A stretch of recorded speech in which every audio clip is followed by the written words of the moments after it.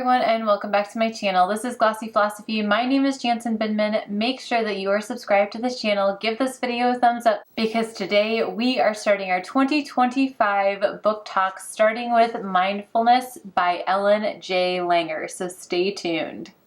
Welcome to the 2025 book talks, where the theme is what are we fighting for? We are discussing great literature all the way from actual battles, physical, mental, emotional battles, to women's rights, to just being seen and heard as an individual and being able to express yourself as however you want to express yourself. We are starting off the year with the incredible Mindfulness by Ellen J. Langer. Now, if you don't know who this woman is, she has a plethora of degrees and articles and research behind her book, Mindfulness, which is the first in a big series about being mindful in whatever you do, aging process, wellness, and even creativity. This is the first book. So who is she? Ellen J. Langer is a professor of psychology at Harvard University. She got her doctorate at Yale University and again has published many articles and done tons and tons of research to back up her findings in Mindfulness and the Mindfulness series. Now, I first became aware of Ellen Langer when she did an interview of her recent book, which is more focused on health, when she was on the Lewis Howes School of Greatness podcast and YouTube channel. I remember seeing her earlier in 2024 and being completely blown away by what she said, and using the power of the mind to not only heal yourself, but also to create a different context of what health means and looks like and feels like for an individual or a group of people. So in this first book, she asked the big question: what could it mean? What should it mean? What does it mean if you are living a mindful life? So let's dive in. So what does mindfulness even mean? It means being engaged in what you are doing, no matter if it is pouring a cup of coffee, to driving yourself somewhere, to doing your actual work that you do every day. Being engaged in that with our whole bodies, which includes all of our senses. And Ellen Langer even includes the word joyful. Being joyfully engaged just makes us feel like time is flying by and that we are truly living our life to its fullest. She brings up this idea of mastery and what that means, and how our conception of mastery usually means mindlessness. So for example, I would consider myself a master at getting my kiddos from one place to another. However, after a certain period, and I think you'll agree with me, I stop really thinking about where exactly I'm going. I don't have to think right, left, right, left. I just get in the car, get the kiddos in the car, buckle up, and here we go. And all of a sudden we're at school, we're at the activity, we're back home. I'm not actually mindfully thinking about getting from one place to another. And that's what Ellen Langer says the idea of mastery is, and we have to reframe that idea of mastery and mindfulness to be included into that. Throughout the entire book, no matter what she's talking about, if she's talking about health, if she's talking about business, if she's just talking about daily life, the idea of priming and context play a huge role in this idea of mindfulness. Now, if you've seen my book talk on Malcolm Gladwell's Tipping Point, you'll know that there's been a lot of research done in priming and the power of priming. So priming is anytime you give someone an idea of what the activity is going to be like, whether it's taking a test and you're saying you're going to do great at this test, but it might not be quite so obvious. It could be a little bit more subtle, but you can insert words, you can insert adjectives, you can insert even questions or whole phrases to really color what you are doing. So if I'm saying I'm going to joyfully drive my kiddos to work,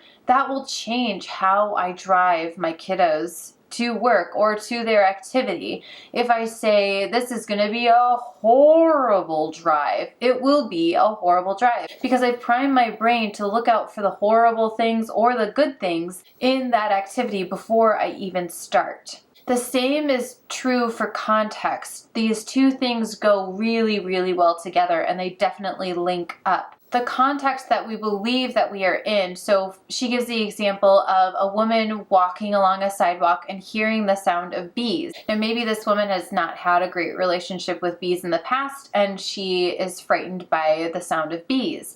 But take that same woman and give her a different context. Maybe she's with a kiddo. She doesn't want to show the fear of the bee because she doesn't want her kid to have this fear of the bee, and all of a sudden she's much calmer.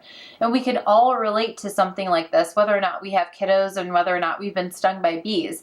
There's always going to be an activity or something that we feel very comfortable in a certain context, and the same thing that we don't feel comfortable in. For example, I'll use myself. I feel very comfortable doing some pretty weird stuff on stage that I don't feel very comfortable doing in one-to-one person or even a large group. If I don't have that safety of the stage, I'm not going to say or act or do certain things in real life. So how do we kind of break through this priming and contextual hangups that we might have to better get our ideas across, to do better at work, to do better in life, to make a better sandwich? All we have to do is we just have to ask different questions to make sure that we're actually checking in with our brain and our body and how we're feeling about this certain thing. Simply by asking ourselves a new question or looking at it in a different light will really click in our brain to pay attention to different things and force us to mindfully do the task at hand, which Ellen Langer says will make us enjoy and feel like we're living a real life at that moment. She also talks about limits and the limits that we place on ourselves, on society, on others, on everything. It's just kind of like Seth Godin would say, it's our lizard brain trying to make sense of the world. So it's interesting that people and places and groups and companies are constantly breaking these barriers, breaking these limits, and yet we as an individual are continuously putting limits on ourselves and everything else. And just how do we break through that idea of this is even a limit? So instead of asking or saying to ourselves, I can't do this, or can I do it? We need to ask, how can I do this?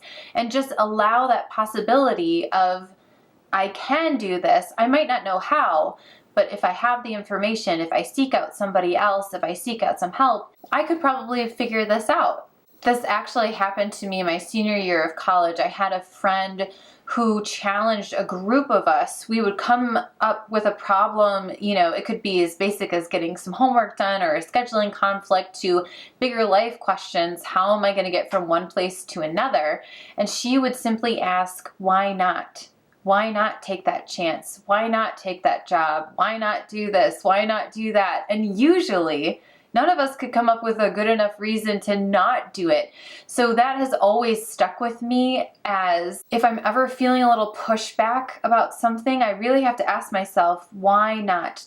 Am I the one who's putting the limits on, or is a situation that is bigger than myself putting the limits on? And even then, can I break through those limits, or do I need to take a pause and figure it out in a different way and come back around to it at another time?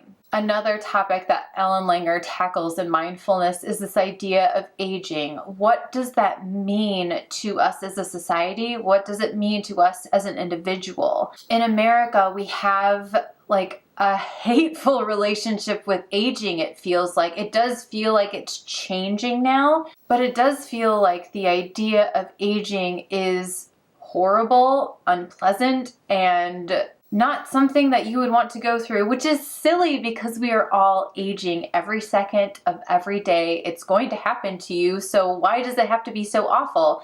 Answer, it doesn't. Ellen Langer has done some incredible research on the ability of changing the context or priming yourself or being primed by others to look at aging in a more beautiful, respectful way, and even reversing some signs of aging just by how people are treating you. So for example, there's this moment when she takes two groups of 60 plus men and she splits them into two kind of camps, and they go away for a long weekend, and one of them has to pretend like they're actually functioning 20 to 30 years in the past, and the other group is functioning 20 to 30 years younger, but in modern context. So this group is speaking as if it is 1950. This group is speaking as if it is the present, but they're acting like they're 20 to 30 years younger. The results are astounding, and it is worth to read the book just for all the aging information of mindfulness in this book. It is quite astounding just by changing that context, how some people who felt like they couldn't walk on their own are suddenly able to walk because they've changed the context. People aren't as quick to help them with their walker, and all of a sudden they have to do it for themselves. But not only that, they also have been primed and they have that context of living like their younger selves. Ellen Langer finishes the book by questioning what is going on in the workplace and how a mindful manager or a mindful CEO or someone who is in charge of anybody can really benefit the company. She's not saying that you have to know everything, and in fact, nobody does, so why pretend? But having the mindset and having the confidence to say, I don't know the answer to that question, but I know that we will figure it out, is a completely different context for the team and the people that you are kind of building up and bringing up in your company. She says this ability to acknowledge that you don't know, but again, having that confidence and the reframing of we'll figure it out allows for your employees to not only stop feigning intelligence that they may or may not have, but it also opens doors for creativity and playfulness with whatever problem that you are trying to tackle as a team, and it allows for better growth and better work environments. I'm going to end the book talk with a few of my favorite quotes or ideas from the book, and one is to define normal means there's only one way to be human. And the second one is there is no right spot. There's only meaningful spots. So thoughtful and so good. And I think mindfulness is a great place to start our discussion of what are we fighting for. Yes, we are fighting for so many things on a daily, on a yearly, on a life basis, but we are also and should be fighting for ourselves and the health of ourselves and the health of our bodies and our minds so that we can fight the bigger fights. So that is our first book talk of 2025, Mindfulness by Ellen J. Langer. I hope you will join me next month when we discuss what are we fighting for with the book Hidden Figures. It not only discusses women's rights, but civil rights, and also just the idea of being seen in the workplace and in society. I normally do fashion videos every Wednesday, beauty videos every Friday. Thank you so much for watching this book talk, and I will see you very soon in the next one. Bye.